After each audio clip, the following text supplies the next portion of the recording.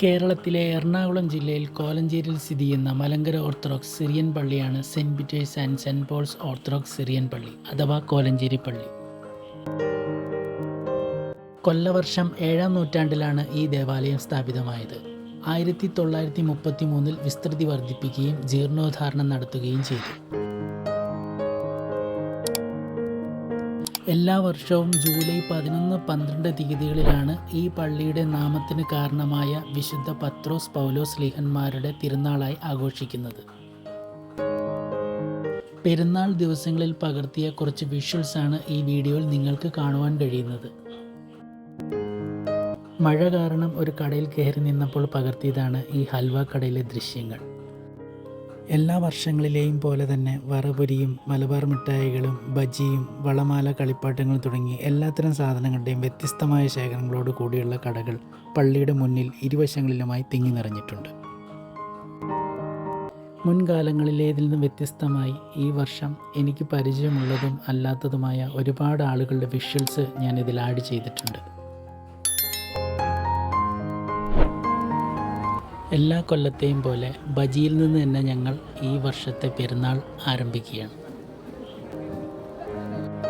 മുൻകാലങ്ങളിലേതിന് വ്യത്യസ്തമായി ഈ വർഷം എൻ്റെ കൂടെ എൻ്റെ സുഹൃത്ത് ഷാരോൺ മാത്രമാണുള്ളത്.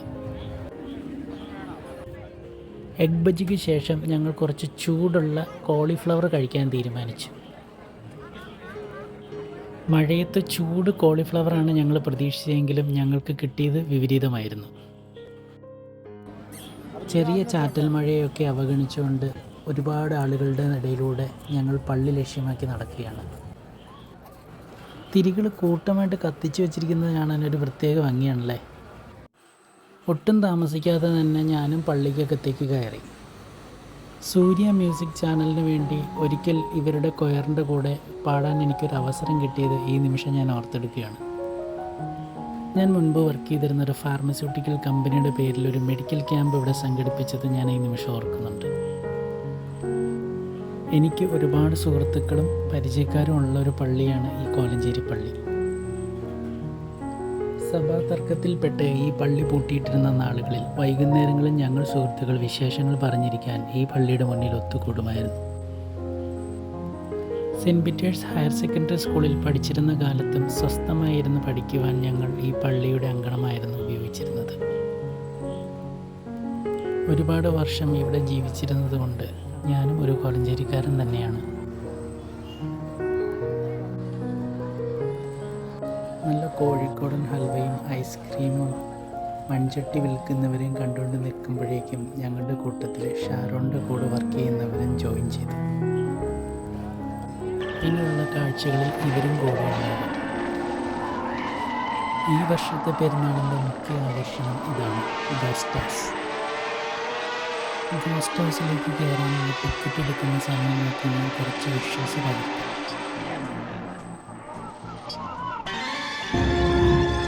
ടിക്കറ്റ് കാണിച്ച് ഞങ്ങളും ഗോസ്റ്റ് ഹൗസിലേക്ക് കയറിയാണ്. പേടിയൊന്നുമില്ലെങ്കിലും സിറ്റുവേഷൻ ഇതായതുകൊണ്ട് കുറച്ച് പേടിക്കാൻ ഞാനും തീരുമാനിച്ചു.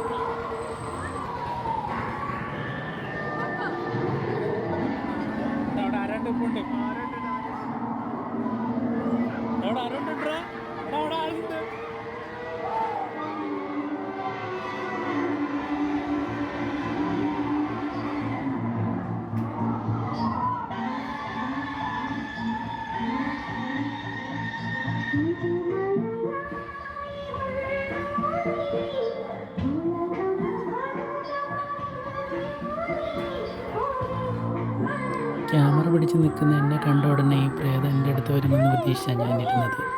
പക്ഷേ അങ്ങോട്ടും ഇങ്ങോട്ടും ഒരു ടാറ്റ കൊടുത്ത് ഈ പ്രേതത്തെ വിട്ട് ഞങ്ങൾ പോയി. ഈ വീഡിയോ കാണുന്നവരുടെ ശ്രദ്ധിക്കും. ഇനി വീഡിയോയിൽ കാണുന്നതാണ് ശരിക്കുമുള്ള പ്രേതം.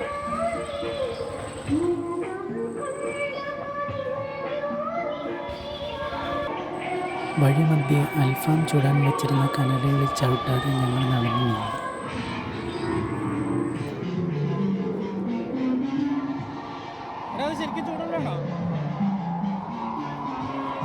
അൽഫാം ചൂടാൻ വെച്ച കനലിന് മുകളിലൂടെ നടന്നു നീങ്ങുന്ന പ്രേതത്തെയും കടന്ന് ഞങ്ങൾ മുന്നോട്ട്.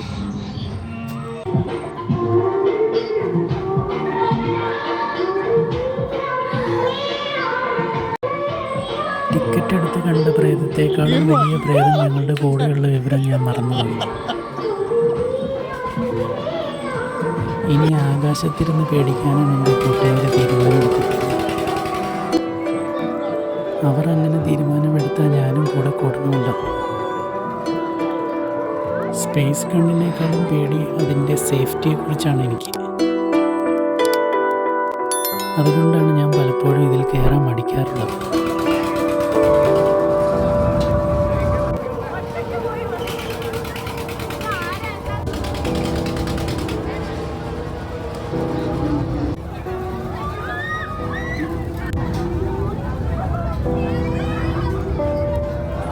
വരാനുള്ളത് വഴിയിൽ തന്നെയല്ലോ, എനിക്കും കിട്ടിയൊരു ടിക്കറ്റ്.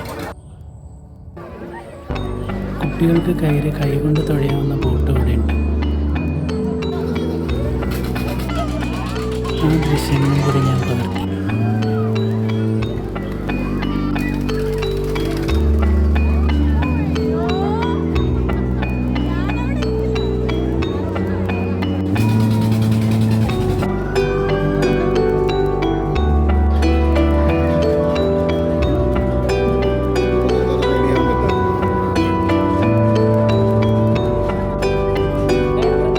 സ്പേസ് ഗണ്ണിൻ്റെ തുഞ്ചറ്റത്ത് പോയിരിക്കാനാണ് എൻ്റെ മാന്യ സുഹൃത്ത് ഷാരോൺ എന്നെ നിർബന്ധിക്കുന്നത്.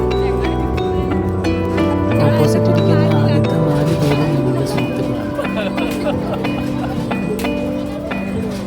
ഒരുപക്ഷെ ഇതിൽ നിന്നെങ്കിലും തിരിച്ചു പോയാൽ ഇത് അവസാനത്തെ വീഡിയോ ആയിക്കോട്ടെ എന്ന് ഓർത്തുകൊണ്ടാണ് ഞാനൊരു വീഡിയോ എടുക്കുന്നത്. അപ്പോഴാണ് പുറകെ 2 പിള്ളേർ.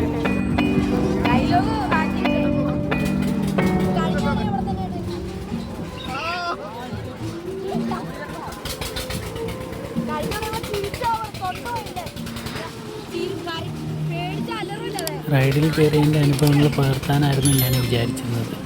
പക്ഷേ അത്ര സേഫ്റ്റി ഒന്നും ഉറപ്പില്ലാത്ത കാരണം കൊണ്ട് ഫോൺ ചിലപ്പോൾ താഴെ പോയാലും ഓർത്തുകൊണ്ട് ഞാൻ അധികം പകർത്താനൊന്നും നിന്നില്ല.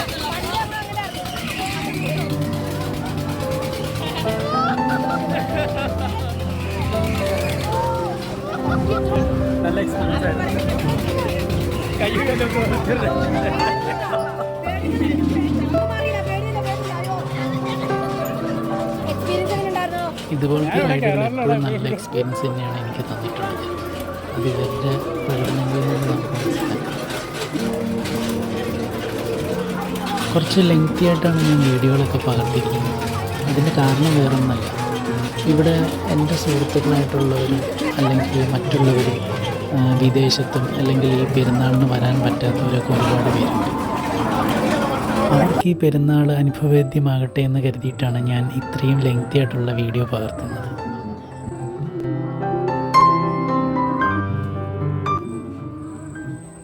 ഒരിക്കലും വാങ്ങാറില്ലെങ്കിലും ഇതൊക്കെ ഇങ്ങനെ കണ്ടുകൊണ്ട് നടക്കാൻ എനിക്ക് ഭയങ്കര ഇഷ്ടമാണ്.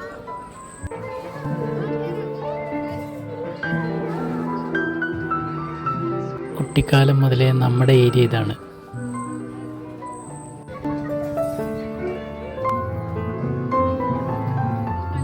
ഇത്തവണത്തെ വെറൈറ്റി പൊട്ടാസാണ് കാണുന്നത്. പൊട്ടാസിൽ ഒരെണ്ണം ഞങ്ങളും വാങ്ങി. ഒരു ഉപകരണവും ഇല്ലാതെ പൊട്ടാസ് എങ്ങനെയാണ് പൊട്ടുന്നത് എന്ന് തല പോയി ആലോചിച്ചുകൊണ്ടായിരുന്നു ഞാൻ കുറച്ച് നേരം മുമ്പ് വരെ ഇരുന്നത്. പലരും ഇത് ദേഹത്ത് പരസ്പരം എറിഞ്ഞാണ് പൊട്ടിച്ചുകൊണ്ടിരിക്കുന്നത്.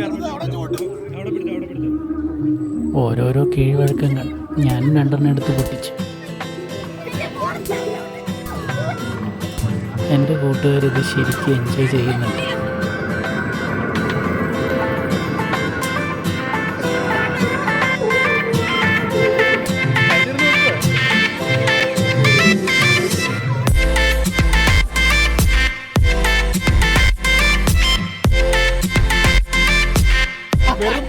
വഴിയരികിൽ പതികനായി കാത്തുനിന്ന അഖിലാൻ കൃഷ്ണനോട്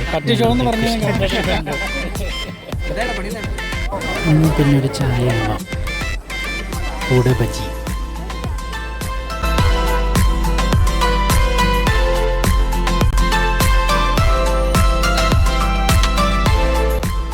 പിന്നീട് ഞങ്ങൾ പോയത് പള്ളിയുടെ സെമിത്തേരി കാണാനാണ്.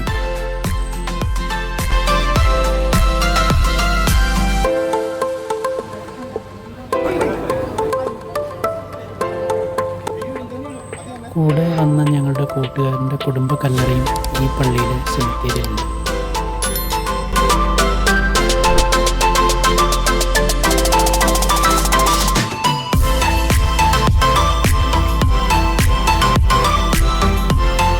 പെരുന്നാളിനോടനുബന്ധിച്ച് പള്ളിയുടെ പുറകുവശം നന്നായിട്ട് അലങ്കരിച്ചിട്ടുണ്ട്.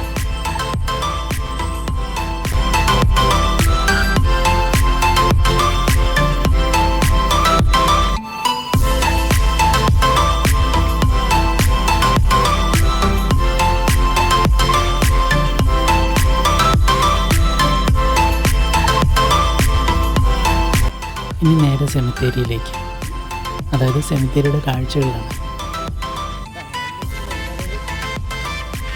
ഇവിടെ അന്ത്യവിശ്രമം കൊള്ളുന്ന കുറച്ച് പേരൊക്കെ എൻ്റെ സുഹൃത്തുക്കളും പരിചയക്കാരൊക്കെയാണ്. സെമിത്തേരി നോക്കി നിന്ന് സമയം പോയത് ഞങ്ങൾ അറിഞ്ഞില്ല.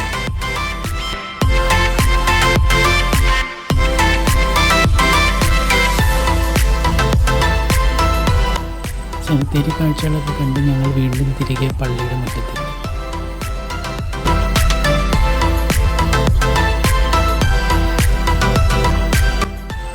ഇനി എല്ലാവരും പല വഴി പിരിയുകയാണ്. എന്നാൽ പിന്നെ കലാശക്കൊട്ടിലേക്ക് പോകാം. മനസ്സൊന്ന് കൊളുപ്പിച്ചാലോ എന്ന് ഓർത്തുകൊണ്ടാണ് ഞങ്ങളിവിടെ വന്നത്. ഒരു ബട്ടർ സ്കോച്ച് ഞാനും വാങ്ങി.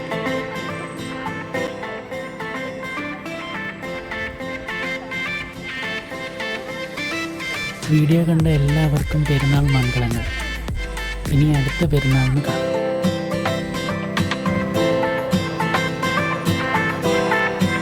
കൂട്ടുകാരുടെ വേളയിൽ ഈ വിഷ്വൽസൊക്കെ പുറത്തു വരുന്നു എന്നുള്ളതാണ്